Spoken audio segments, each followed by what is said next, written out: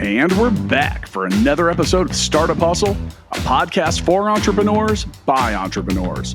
If you want to start, own, or build a business, then you're in the right place. We bring you the real truth about what it's like to take something from concept to launch. From growth, innovation, experience, failing, or winning big, we've got you covered. So let's get down to business with another episode of Startup Hustle, brought to you by Fullscale.io.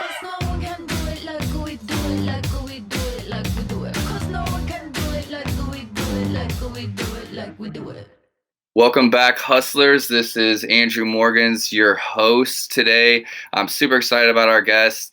We're going to get into a lot of stuff I don't think has been on Startup Hustle before. A lot of content that will be fresh and I think can offer a lot of value to any founders listening. Ways to incorporate it into your business. Before we get started, a quick shout out to our sponsor for today, Fullscale.io, helping you build a software team quickly and affordably. Now that that's out of the way, I want to introduce you. John, say hello. Hello, everybody. Hello. Thank you for having me, Andrew. This is really cool. I'm excited to be here.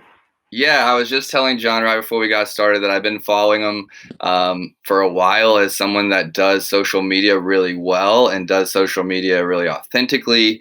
Someone that's always had an insecurity around my word choice and being understood, how to speak in a way that's taken at an intellectual level, like taken well. I grew up in a family of storytellers. I was raised by missionaries. We grew up in Africa, and you always have evangelists and missionaries coming through, and they're always telling their stories, whether it's over the pulpit or, at the dinner table. Topic, I think, is at the center of everything. The topic being storytelling, I think, is at the center of business, relationships, family, absolutely everything.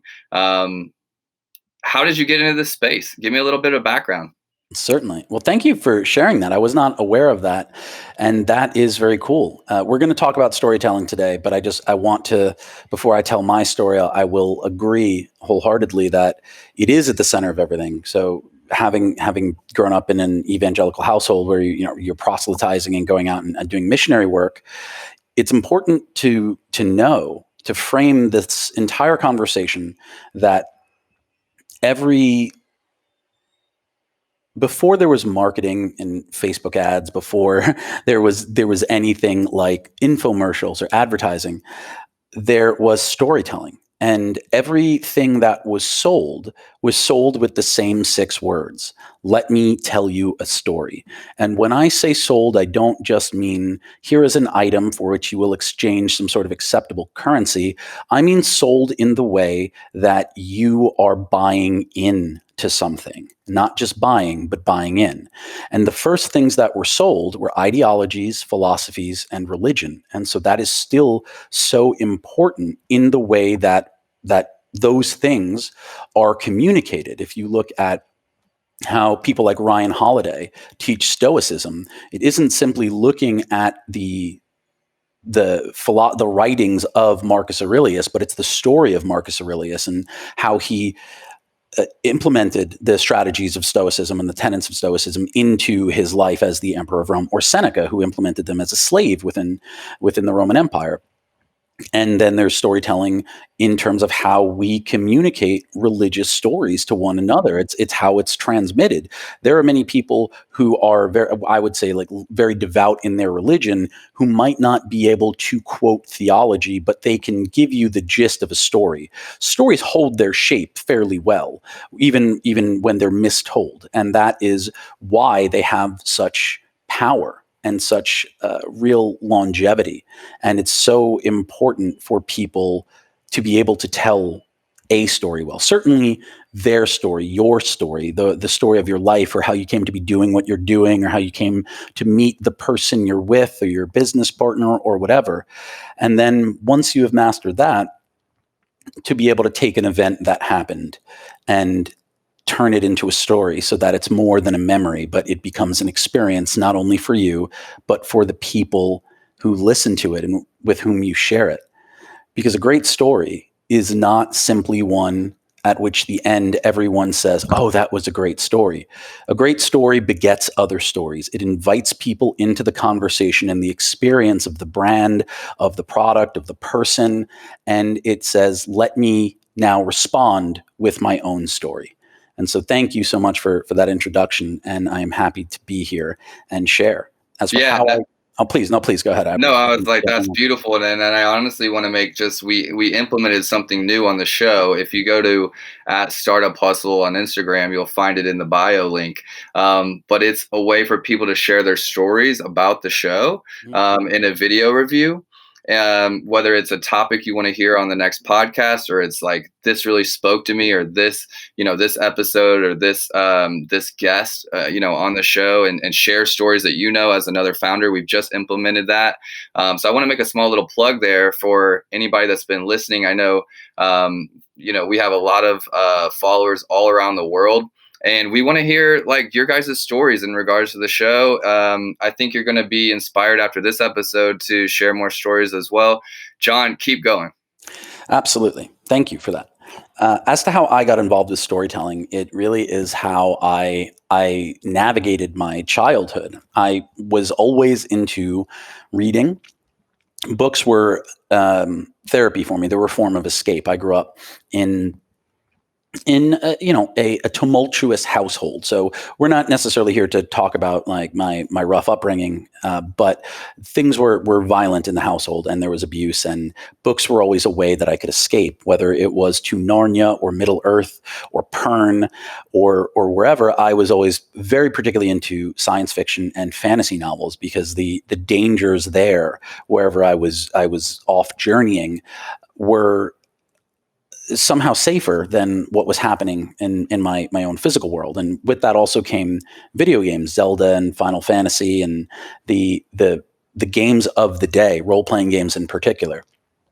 And from reading, I went into writing. And from writing, that just became storytelling. And then when I was in high school, it was something that I was doing all the time, writing stories, short stories.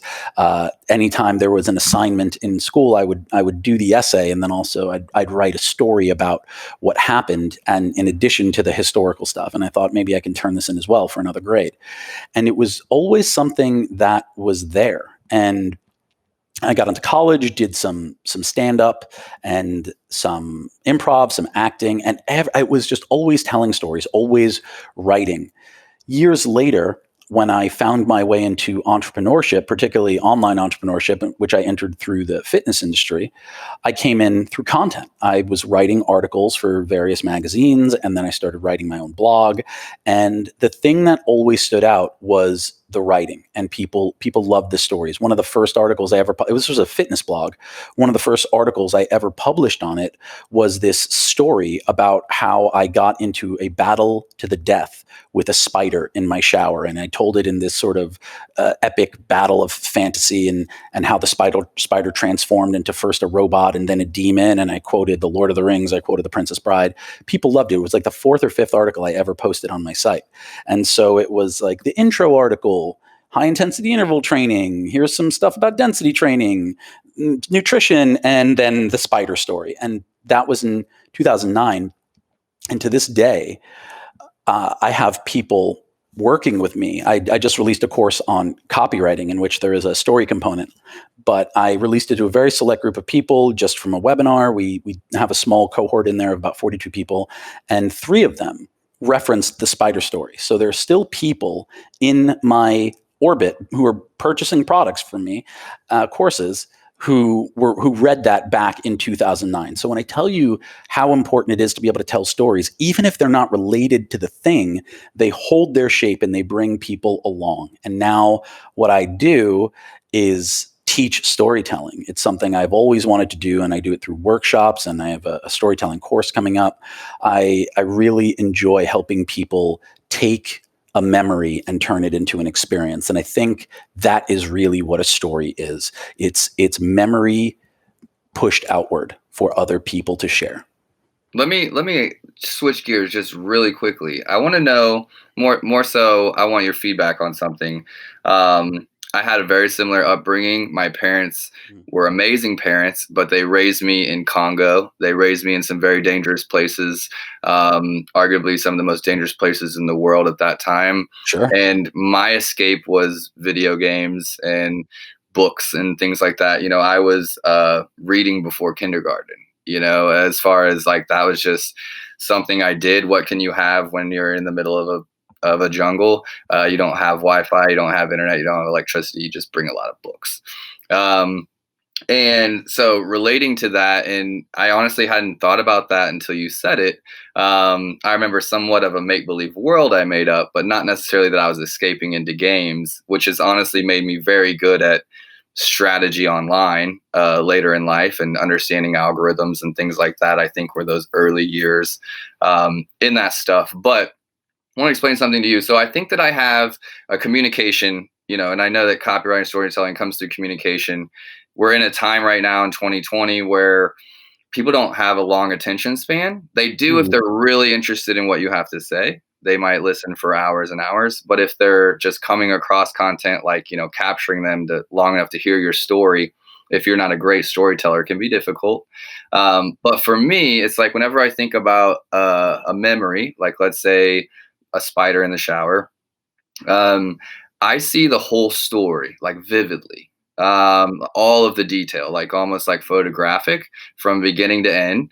And the difficult part for me is how to communicate that when I don't see necessarily a start and a finish, and instead I just see like all of the details. And how do I bring people along when I need all the details, but they don't need all the details, and how to filter that out? I know that's a kind of strange question, but I think one of my major challenges when it comes to writing.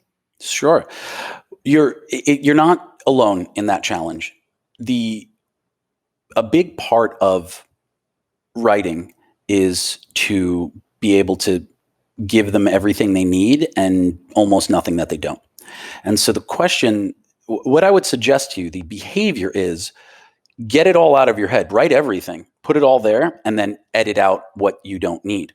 And so the guiding question for every section is, firstly, what am I saying? What's the core of the story? So the concept edit is this anything? And then from there, is what I'm saying clear?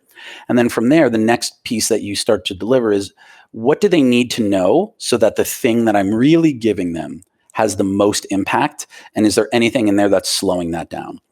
And a lot of it is realizing that what may be important to you might not be necessary for the story. And you'll get better at this over time, but learning what to prune out really is a practice. And what I would not want you to do is avoid telling or writing stories because you feel it's going to be too bulky or too unwieldy. I would much rather you write the story and then spend time editing and taking away. And the question is always, that detail is important to me, but is it important to them? And the detail could be, there's an extra person there, and do I need to introduce them? One of the exercises I give my writing students is to have them tell a story 3 ways. And one of the stories that everybody remembers is how you had sex for the first time. I don't like to say lose your virginity, because virginity is like a weird social construct and it has all sorts of like Puritan values attached to it. But most of us remember the first time we had sex. So I would have you write that story 3 ways. The first is, imagine you just got home from the experience and you are typing it up in an email to your best friend. The second is, write it to someone who you knew at the time, but who didn't live near you. So I always say, like, your brother who's in the army. And then the third is, write it as a memory right now. And these are very different things. And here's how. If you were writing it to your best friend, chances are that person was very involved in your life. And that person knew the woman with whom you had sex, right? So we'll give her an imaginary name. We'll say her name is Tina.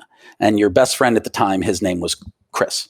So you would just start the email with, Chris, best night ever. I just had sex with Tina. You don't need to introduce the concept of the character of Tina, right? Chris knows who Tina is. Right. if you were writing it to your brother who's away in the army or a college or whatever, your brother Michael, you might say, "Hey Michael, I had a really big experience tonight. I want to tell you about it. I've been dating this girl Tina for a while, and she's really amazing. Let me tell you a little bit about her, and it's been going really well.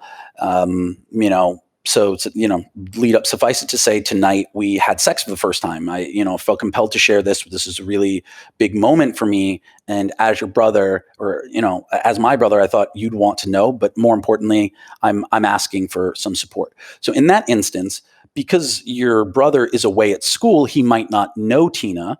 And so you have to introduce the character of Tina and contextualize that relationship. And then if you're writing it right now, it's, when I was 17, I was dating a girl named Tina. She was a year younger than me. We went to the same school, or we knew each other from the church. We'd been dating for about 6 months, and we spent our time, listening to emo music and watching Dawson's Creek, and we were both really into 80s movies and loved Eddie Murphy. And after around 6 months into the relationship, we decided we were ready to take the next step, and we were both nervous. We had a conversation about it, and we had our first sexual experience. So in that particular case, as that story, you're contextualizing the whole thing, how long you've been with Tina, because you're writing it for someone who might not know anything about you. So that exercise right there gives you some insight into how different audiences come in with a different amount of information. And whenever you're writing content online, whenever you're writing a story, you have to ask yourself, what information do they already have? What information do they need for the thing that I'm trying to tell them to have the greatest impact?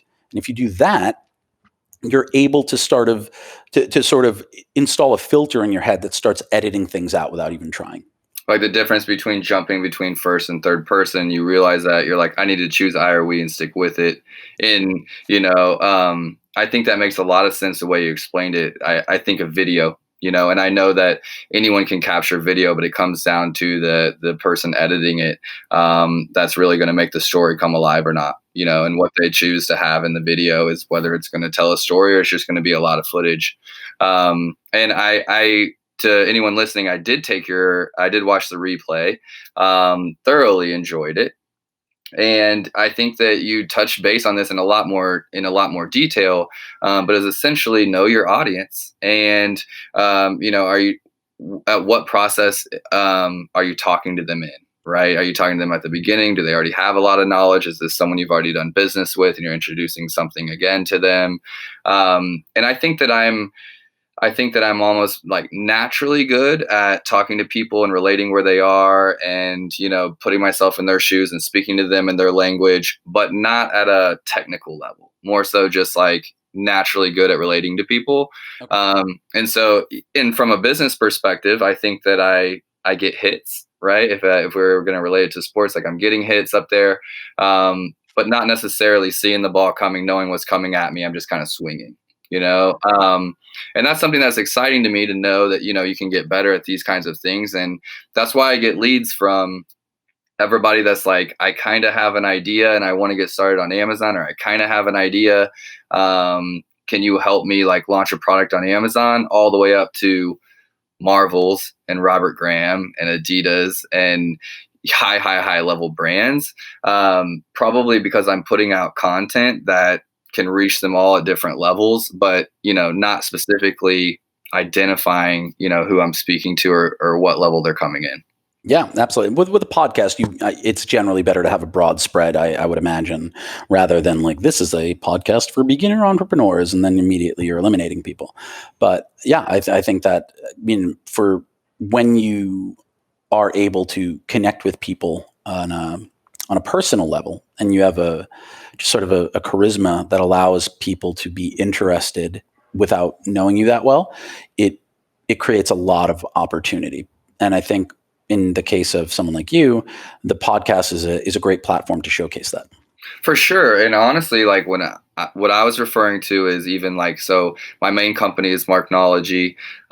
We have been around 6 years. We help brands on Amazon. So I'm kind of an Amazon thought leader in that space. Cool. And just help brands do it we help them storytell on Amazon through video and photos and copy. And it's different than, copywriting for a sales pitch or a sales funnel or email follow-ups or things like that. That's the areas I'm trying to get better in my B2B Sure. environment. Podcast here, really, for me, I don't really have any goals, honestly, other than interacting, meeting with other people that I wouldn't be able to outside of the podcast. Be able to build expertise around e-commerce and digital marketing and strategy. And, for me, digital marketing, digital strategy is really just remixing old concepts or old, truths like marketing concepts and sales and storytelling, and just how do we bring this into 2020? How do we do Well, this you effectively said now? Your example of video, it really is, it's the same, right? So the difference between having a lot of footage and telling a story is understanding the medium and the editing and what is needed versus what isn't. So a story is a beginning, middle, and end. It features characters, conflict, and resolution. That is also true in books. So, but it's a completely different execution. And so what you're talking about is taking all of the fundamental things that are present in any type of marketing, and now how do we do them in this digital space? How do we make them specific to Amazon? When we're telling stories on Amazon, we have maybe 85 words before people lose interest, because they're not there to read content, they're there to just read about a product.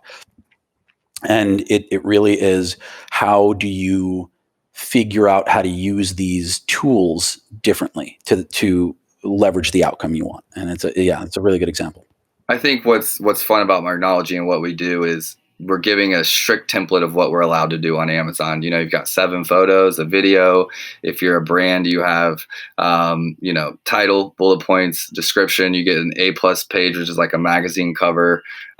Maybe a storefront where you can have some video and fun things. Then it comes down to your product packaging, what's included in it, what's your follow-up sequence of emails. Are you getting them into your entire e-commerce or online environment from social to web? Are you just keeping them on Amazon? So helping brands navigate all of that. And, we have a strict area that we're allowed to storytell. And, one of our slogans is literally like, how to help you tell your story on Amazon.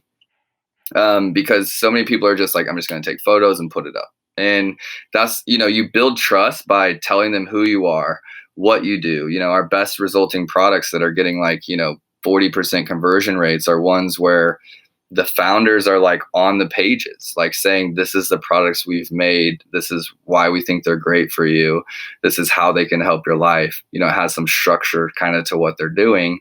And understanding that, I guess I didn't start here, but I'm arriving here, and understanding that if we can really tell the story of this brand, even in an Amazon engagement, from the moment they find us on Amazon to the moment they get the package, to the moment they review it, to the moment they share on social media or, become a customer, then we're doing what a whole lot of people aren't focused on and a whole lot of people aren't doing. Yeah. So, I mean, that's why I've been a follower, and they don't directly relate to Amazon. That's what I do for other brands. Marknology is about getting other businesses to have us help them do that. Right. Sure. And so that's really where I'm applying it to my direct business, is in that concept. But we do that in a simplified way on Amazon, how to do it better outside. And I think that there's so many listeners here that don't think about their brand telling a story. And, it's something I beat my head up on a wall over, do you have a brand story? What are we working with? What are we trying to, if someone comes in contact with us on Amazon or Instagram or web or in person or at an event or on the shelf of a Hy-Vee grocery store, what do we want them to feel? What do we want them to think about our brand? What are we telling them? Mm-hmm. And that's where I think that the ball is dropped in regards to digital outside of a consultant level. I think consultants do it a lot better, where it's like a coach, a mentor, a consultant. Sure. Here's my story as an individual. Here's how I can help you. Whether it's fitness, whether it's business coaching, whether it's Amazon consulting, but from a brand level, Getting brands to do that digitally. I think ones that have been made for our time are crushing it, and ones that are trying to make that migration, or like evolution, are struggling. Yeah, that's very well said. Absolutely. Yeah, that would be my observation as well. Yeah, I think there's so many areas, like from video to the product inserts to all kinds of stuff. Have you worked with any brands, that have approached you and been like, "Hey, I need a brand story. Like, can you help me storytell?" Yeah. I've worked with quite a few. I mean, mostly where I work with brands is I have been brought in to consult on how to appeal to a different audience, and so most of the time I'm signing an NDA because I'm working with C-suite guys. I've been brought in for how do we change the narrative and the conversation that we've created a toxic work environment, and so they bring me in and like how do I help change that. But I've worked with supplement companies and a couple of apparel companies to really tell the story, which is like, how do we want people to feel when we wear this? How do we want people to feel? What are they buying into? How do you tie this to a cause? Mostly it is figuring out when you need to remove the people and focus on the message, the mission of the thing. The people are usually important early on. We started this to do XYZ, like the founders. And then later on, it's as a company, we've been doing XYZ, and this is where we've been successful. And there are very few companies that, if you look at the most successful companies in the world, nobody knows who started Coca-Cola. It's a common knowledge. It's not a thing. So it's how do you continue to tell the story? And so much of that right now, where I come in and advise this, it's such a strange thing. I help companies figure out what their narrative is going to look like based on decisions they're making with causes they do or don't support. And an example I give is, and I wasn't working with Nike, but I'm going to give the example of Nike. When Nike came out in favor of Colin Kaepernick and released the ad, stand for something, even if it costs you everything, that got a lot of pushback, right? But ultimately, Nike, in their story, in the narrative of that brand, is coming down on the side of social justice and of not shooting unarmed black kids in the back. And so when you are making these sort of broad decisions about like very important things, it really is about how will we be remembered, and how are we willing to sacrifice the people who don't feel comfortable with that and bring on the people who do. And it worked out very well for Nike. It's putting out a rainbow Coke can during Pride Month and all these things. It's making decisions. So for smaller companies who aren't sure, they don't have the type of funds that Nike has, I get brought on to help founders in particular, usually of personality-driven tech companies. The idea is, how can I start to incorporate and help create the narrative of alignment with my principles along these topics that are very, very fragile. Yeah. I mean, they can cause a lot if you do it wrong. You can, it's an issue, and you obviously want to do the thing that feels true to you, but you also don't want to just like, okay, we're just doing Black Lives Matter right now because that's the thing. It's how can you start incorporating this and tell the narrative that way? And you've been taught forever not to talk about politics, religion, or sex, but these are three of the things that people most closely identify themselves with. So if you are a person who is non-binary, and there are two companies, and one of them is really not just marketing to you specifically, but acknowledging your existence and like it. So then that's the one you're going to go with. Right. If you are a person of color, and one brand is totally silent about many of the issues facing BIPOC today, and then the other one is loudly proclaiming their support, that's a decision you make. So in the sphere of like really large scale consumer goods, there's all sorts of companies who do market testing, and based on location, okay, well, if we're in the South, maybe you can have a Coke can with a Confederate flag on it. And if you're in the North, you get the one with the rainbow.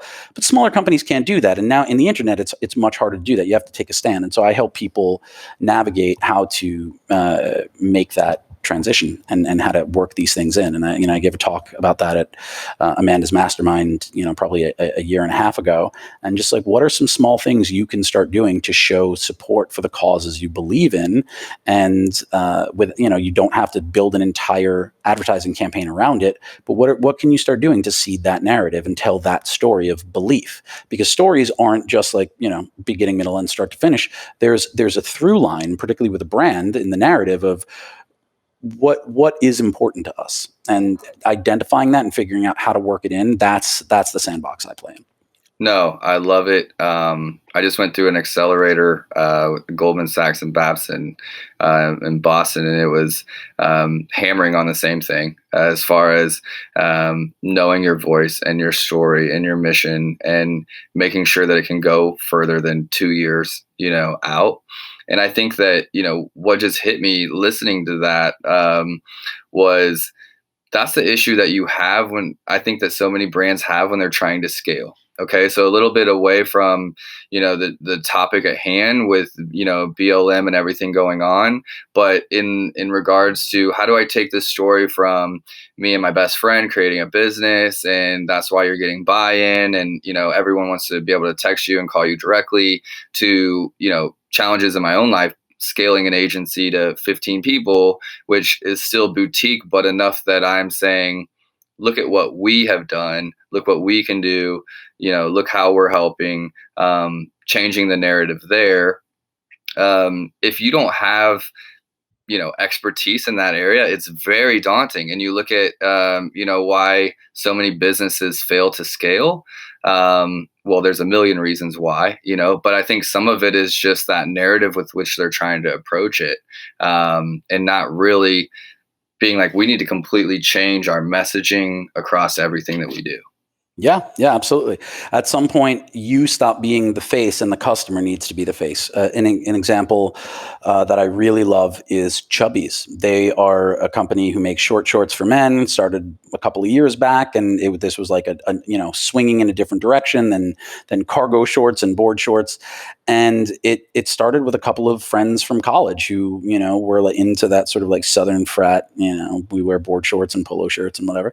And the early marketing and emails it was like about them, and then at some point it was like, it can't be about us, it's about the Chubbies man, the type of guy who wears Chubbies, and they faded into the background. And now it's like, obviously the fashion, the other companies caught on, and they're not the only short company in the game, but they did a really good job early on of grabbing market share, because they had really fun branding, really good ads, and they were telling a story of like the kind of person who wears Chubbies, as opposed to here's 6 guys or whatever it was from whatever college, probably in North Carolina, where they started this thing.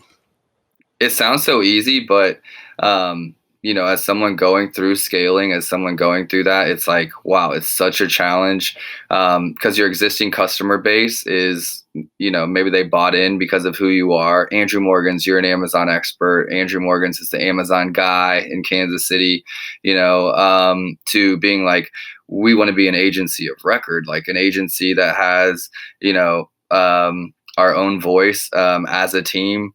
And so for me, just like some practical things has been creating content where I'm not the only one writing articles, or I'm not the only one, making videos or on social media. And we've had brands come to us and be like, I just like your team, I want to work with you. And that's newer for us, to it be like, I heard of Andrew Morgan's, I want to talk to him, and then you're trying to be like, well, I don't work directly with clients like that anymore. I'm more from a high level strategy standpoint, and all the difficulty that comes with that, I think is because of the communication complications, between the proposal you had in the early days, or when it was just you. And hats off to the companies that realize that super early and are able to be like, no, actually, I want to completely change the messaging, hats off to the frat guys that figured it out. Yeah, I think it's a little bit easier with like a consumer good than a consulting agency. It's especially when you've built the company based on your expertise and the track record of a single person, and there's the name there. On a much grander scale, you see, like a Gary Vaynerchuk. When people hire VaynerMedia, they're not getting Gary. He's not like, they're getting people who are bought into what Gary does. And so, it changes things. But so when they started it, he was making a lot of the sales, doing his thing, and being very much involved. And now they are an agency of record, and people hire VaynerMedia because VaynerMedia is good at what VaynerMedia does, not because Gary Vaynerchuk is good at what Gary Vaynerchuk does. It's the methodology, right?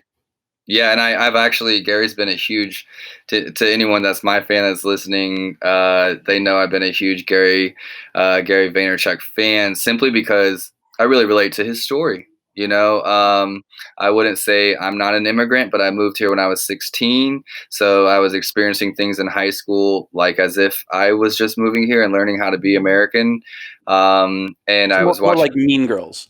You're like, Friends. Yeah, okay, that's a redheaded joke, and that's not nice, but no, it's because Katie Heron came from Africa in high school. she was popular. So that was the Yeah. difference, Well, okay? she was hot. I mean, hot girls are going to be more popular than like dudes coming from. I don't know what to tell you. To be honest, I give her a lot of love because there's only a few actors that kind of changed Hollywood in regards to like redheads, being main actors and being like having a role where they weren't like the pimple faced bully or like that role. And who was the other one? Ed Sheeran obviously has changed things. But Julianne Moore. Yeah. okay, keep going. I love the redhead love. I forget his name. He played. Oh my God, I won't forget. He played Bill Weasley, the oldest Weasley brother in the Harry Potter series, and then he was in the Star Wars series as General Hux. I'm forgetting his name. I'm really bad with. Eddie Redmayne is a redhead. I know who you're talking about, though. Well, it was such a game changer in the dating world when Hollywood started making redheads like they could be sexy too, and we had like they would get main roles. I know you're a buff on this kind of stuff, so you must know. But I don't know where we're going before that. When you said you idolized Gary Vaynerchuk because he moved in, Eastern European, worked super hard. He started obsessing about YouTube before anyone bought into it, went all in on YouTube, and then, built his dad's business. And then was like, I'm going to create an agency around all the stuff I learned, and for me, that's been kind of pioneering the Amazon space. There's Amazon agencies now and different things. But when I was getting into it and obsessing about it, there wasn't any kind of there weren't a lot of people doing it, or at least there wasn't a lot of talk about it, a lot of marketing about it.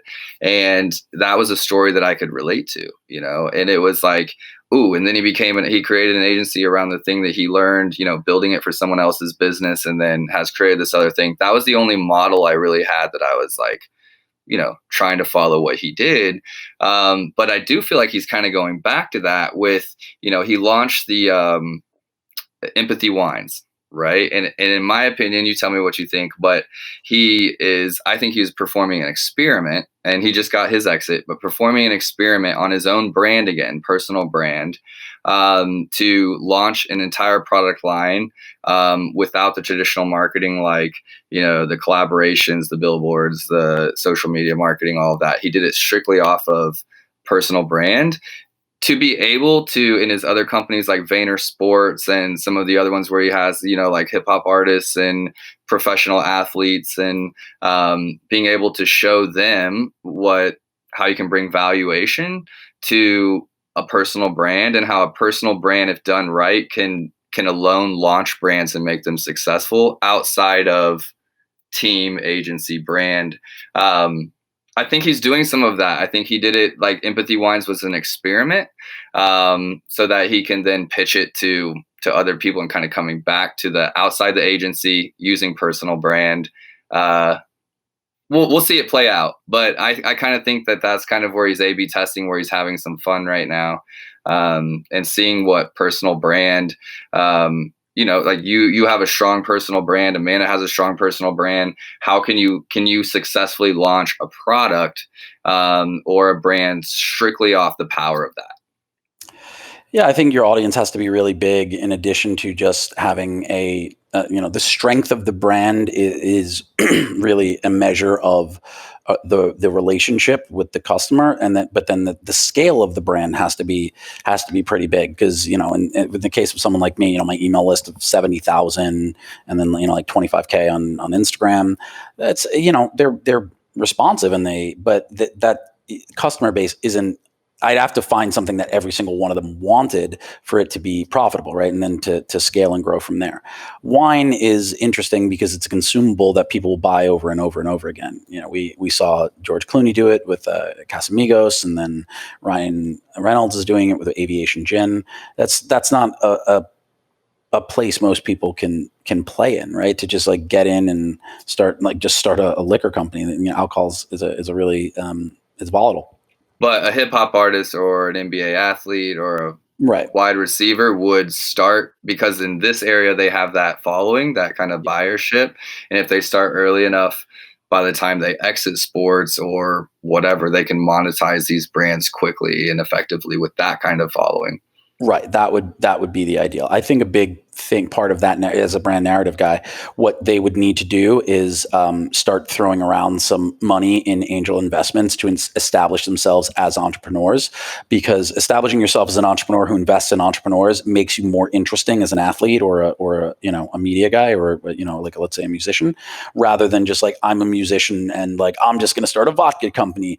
Like seeding the narrative of I like invest in other businesses and I'm doing and making it a little bit more granular in the way that you lead up to it will probably be more successful for most people. So you also have to then pump the content around it and not just start the company and then let somebody else run with it. But you've got to be not just like tweeting out pictures of you holding your vodka, but really discuss in a real way, this is what it's like running this company. I'm excited to be doing it. These are the triumphs, these are the travails, and really like creating the narrative of you as an entrepreneur, not just a guy with a lot of money or a woman with a lot of money who decided to create this other thing.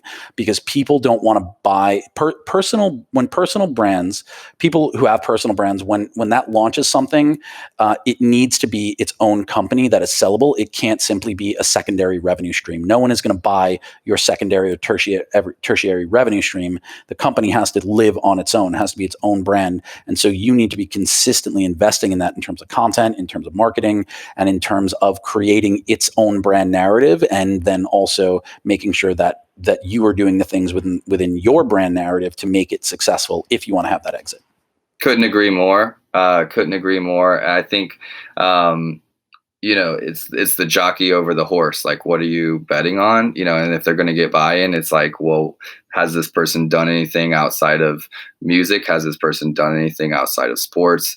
But just that they're only going to have that while they're in there, while they're in the limelight, so to speak. And so how to get that prepared for, whenever they exit, I think is an interesting concept, and helping them essentially monetize it in a different way. Yeah. Not just as an influencer, but as the ability to launch a brand or, something like that. It's been fun to watch. At least that's what I'm watching. I know that you like a lot of, Gary, I think, focuses on vintage brands. I think that's their thing. And correct me if I'm wrong, but VaynerMedia, I think, brings like the Champions back to life, or the Miracle Whip back to life, things like that. Yeah, Gary's into nostalgia. He believes that it is one of the most powerful forces for marketing, and I believe that is true. I contributed to a book on copywriting, and I wrote a little bit about nostalgia. And I said nostalgia is incredibly powerful, because it markets to this idea of the past that we have, this rose-colored vision of something that probably never was, but absolutely feels like it could have been. And that makes it all the more powerful than something that simply existed in a crystalline way in which we see every day and remember every day. It's why every now and again, Pepsi rolls out like vintage, old school retro cans. And, it's like, oh, the 80s can. Nostalgia is a really, really powerful thing. And when, if you just look at all the reboots that happen with older cartoons and older movies, there's something about having this feeling your childhood sort of repackaged and sold to you in a cool way. And it can feel like exploitation if it's done wrong, but the way that I think it can be done right is when you take something and make it modern without losing what it felt like. So there's this company, Omaze, and they just like you register and they do all these crazy giveaways. And one of the things that they were giving away was a 1972 Porsche that had been completely like overhauled. So like from the outside, it just like looked like a green 1972 Porsche, whatever.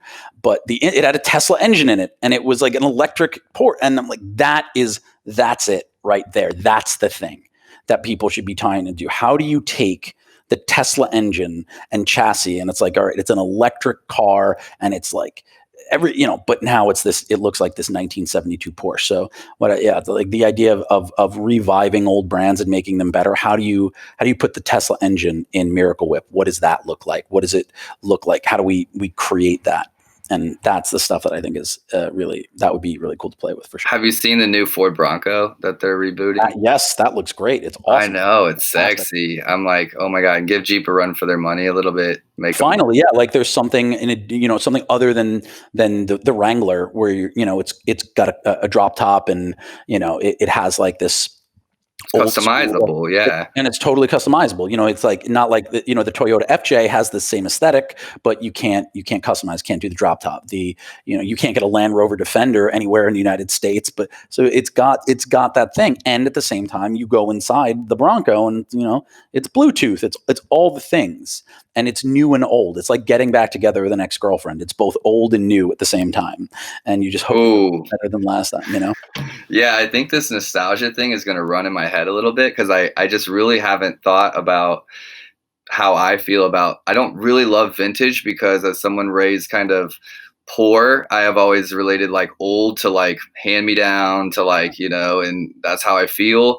Something new, something modern makes you feel like this is clean, this is new, this is mine, I chose it. It's not recycled. As I get a little bit older, I'm growing out of that. I love vintage. Vintage to me, it's like, I am a leather jacket connoisseur. I feel like a man can never have too many leather jackets. And I love going to consignment stores and just vintage stores and finding leather jackets and like feeling. And the leather jackets just get better with age. And just like looking at them, like, this is like very 70s. What kind of parties did people wear this to? Where, the stories that this jacket it was part of. Like that is the stuff that it's got a story attached, and that's the stuff that I really like. You know what brand I was thinking about the other day that's just is like timeless? Doc Martens. Yeah.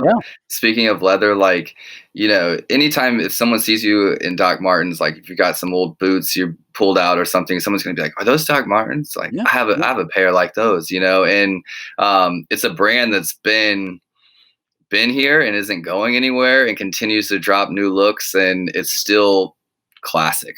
Yeah, it's still got, you can get the classic aesthetic. They're just Doc Martens with the bouncing soles from all the way back in the British DIY punk scene. And for some, you can have different associations. For some people, it's like, oh, that's when I went through like my like hardcore phase in college, or that's when I was rebelling against my parents. For other people, it is just nostalgic, and it's cool. Yeah, it's a great brand. Give me your opinion on the Champion brand. I want to know what you think as someone that gets maybe hired to create, a narrative for a brand that's trying to step forward. Like, I honestly don't have any opinions on it. I've just seen them, and I'm like, respect what they've done, to pull a brand that was, being sold in Payless and, locations like that, more like discount, to being a brand that you just see no matter where you go, someone's wearing something Champion now. It's like a vintage brand reborn. Mm. How did they get there? I would love to tell you that. I don't know, because you know what? It's very much a sports brand, right? And I gave up sports about 4 years ago. And so I, like, the entire time that Champion's been resurgent, I don't know, but I think they just like sort of came in, where they were trying to be reborn right at that time when fashion was taking this weird turn toward, if you pair something like really cheap with something expensive, like, it can look cool. If it's also, there's like a level of fuck you-ativeness that I think that kind of caught on, the idea that you can have so much outward money and success. It's like the anti-Gucci belt. The idea that, like, I'm going to wear this Target Payless shirt, but it's it doesn't matter because everybody here already knows. And I think there was a certain sect of celebrities that started doing stuff like that, and Champion was one of the brands that got raised up, and they were just in the right place at the right time for that. That would be my estimation. Okay. I really, that to me just like seems the narrative of the rebirth of those brands, but it's not something that I was paying much attention to. 2 questions for you. Why did you give up sports 4 years ago? It was so I like Gary. So firstly, I like Gary, and I know each other quite. I used to train Gary. He's a good friend. And like Gary, I grew up a diehard New York Jets fan. And I was never a baseball guy or basketball guy. I was just football. And so in 2013, I moved to the West Coast, and it was harder to watch games because they weren't playing on as many bars, and the Jets were doing terrible. And 10 a.m. football just seems weird compared to 1 p.m. football. And then like 2015 rolled around, and I was still watching occasionally, but they weren't, the NFL wasn't addressing concussions the right way, and they weren't treating their players well. And the more that I wasn't actively, aggressively involved in the Jets, and the more just distance I had, the more I realized I was happier without it. Right? Like, I think sports are cool. I think it's dope for people who like it. Being a diehard fan of a team that doesn't do well is nothing but anxiety. It's like a really shitty week for 16 weeks. And then everything that started to happen with social justice, I was always with Colin. I was always there. And I just, for me, the NFL, they will, it doesn't matter what they've said in the past 8 weeks, until Roger Goodell explicitly apologizes to Colin Kaepernick and says his name and says, "I'm sorry and I was wrong." I will never watch another down of the NFL. And because I'm not going to watch the NFL, I'm not going to watch sports, because that was the only thing I watched. That's a really good answer. And it wouldn't have been what I guessed. But, for me, I relate. Like, Kansas City watching Chiefs football used to be my tie to home. I lived in Hawaii for 4 years. I would get up at 8 a.m. and go to the bar and with my dad and watch games for a noon game at home. And, it was when I was in Africa, I'd go to the Marines would invite me over to their base and allow me to watch, the Armed Forces Network and watch some Chiefs games. And it was just like this tie to home that surpassed football. Yeah, of course. And it was something I had to, one, you need something to relate to your dad about. Right. And then, but then it just there became a time we were spending so much time watching sports and consuming sports. And, they came out with fantasy football that was like, you're watching everybody's game because you've got money involved in the fantasy football. And then you're watching all the talking head shows, and they're creating all these storylines every week to keep you engaged. And it's great marketing. They did a great job with the storytelling and the storylines. And then it's too much. I could have built a business in that time. I feel like I'm with you. My second question, and we can wrap it up. I want to know, what's your favorite reboot?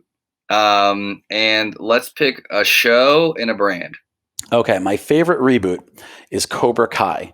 on the now it just got picked up by Netflix. So it was on YouTube's premium channel, YouTube Red, and so it's a reboot of the 1984 Karate Kid series, and so it's a continuation reboot. So there was the Karate Kid 1, 2, and 3, featuring Daniel LaRusso, played by Ralph Macchio, and so then Cobra Kai picks up 30 some odd years later, and it's the same characters, and like going back to that universe and living in that world, like they did such a great job. It's like really fantastic nostalgia. Really, they did a great job making something old new.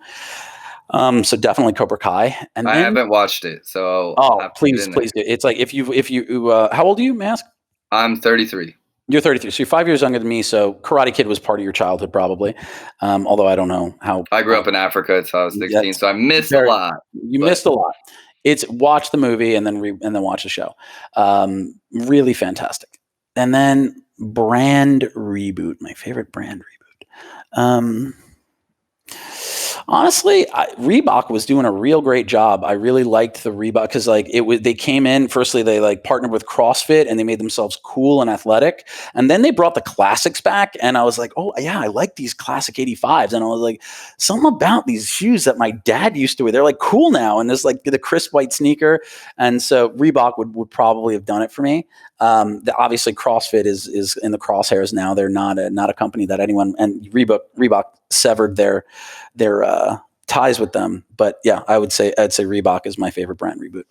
Yeah, well, we can't generalize a whole, workout by the idiot in charge. The idiot in charge, right? But it's funny that you say that. I literally just bought a pair of Reeboks. Haven't had anything other than Adidas or Nike in regards to tennis shoes in a long time, because you just do what you're used to. But these shoes were super cool. They were kind of like the vintage. They're like almost like a pink. They just wear all black and throw those on. You're gonna look cool, kind of thing. Sure. I have this I kind of believe that these brands, Nike, Adidas, Reebok, they're just like switching around their designers, because it will be like, man, Nike's on a tear, or Adidas is on a tear, or Reebok's on a tear. I'm like, is there like one guy or girl that's really good that's just like it goes and crushes it, and then they get poached, and then they go back, and yeah, I don't know. Yeah, I think at some point you just hit on something and it works for a little while, and then like any other trend, everyone starts doing it, and you're like, I don't like it anymore, and so. Fair enough. Well, that's a great pick. One more time, Instagram handle. I don't want to butcher it. Your last name at John Romaniello, Romaniello. The I is silent, just Romaniello. Yeah, if you guys liked anything on the podcast today, I just took his free webinar. I haven't said this yet, but I am going to take the mastermind or the course. I think it's going to be super helpful. I think I missed the early window, but that's okay. I'm still going to get involved there. I just got to get signed up, and I'll let you guys know on my social and the podcast how, what I'm learning from it. It will be a lot of fun. I like to show people kind of, what I'm working on. Where can they find, where can they follow you? We just talked about Instagram. Where else can they find more information on your course and how to contact you? So what I am going to do is I will make a short link. So the name, it's the Startup Hustle is the podcast, right? Correct. So what we'll do is anyone who is interested in checking out the webinar, it's a 2.5 hour masterclass on copywriting, writing sales. So if you have a product or you want to sell things on the internet, you need to write words that convince people to buy them. And that's what I teach. So I teach storytelling and copywriting. So if you want to watch the webinar, just go to johnromanello.com/startuphustle-replay. And that will take you directly to a place where you can watch that masterclass. It's totally free. Again, tons and tons of value. We got a lot of great feedback on it.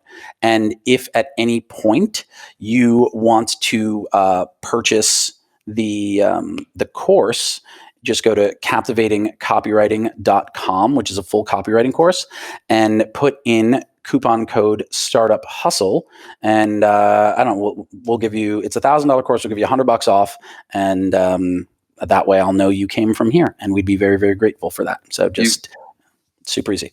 You won't be disappointed. I've been following this guy's content for a super long time. Feel like I know him. He's just getting a chance to meet me, but I know we're gonna have a fun time. I'm gonna have a fun time in his course. I'll post it in the link, post it on my Instagram, so you guys will be able to find it. You don't have to, if you didn't have a pen, I'll find a way for you to get it. John, thank you so much for your time. I really, really appreciate it. And thanks to everybody that's been listening today. Thank you so much for having me. Guys, thank you so much. If you enjoy the podcast, please reach out on Instagram, screenshot, and let me know what your favorite part was. I'd love to know. Awesome. Thank you, hustlers.